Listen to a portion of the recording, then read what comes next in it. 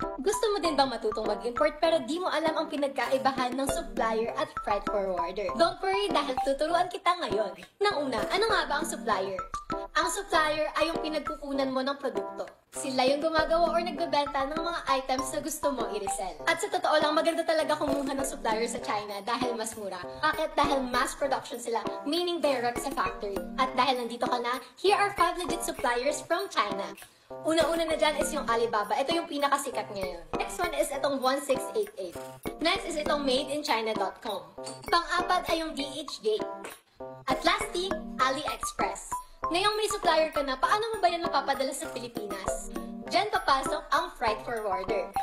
Sila yung taga-process ng shipment mo from China warehouse to your doorstep. Ngayon, kung beginner ka, I highly suggest Cargoboss Philippines as your freight forwarder.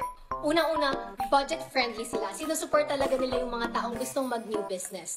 Second, maganda yung customer support. Punta ka lang sa FB page ng Cargoboss or sa iba pa nilang platforms at makikita mo sobrang accommodating nila. Pangatlo, all-in fees, no hidden charges. So lahat ng customs taxes, documentation, lahat yan sagot na nila.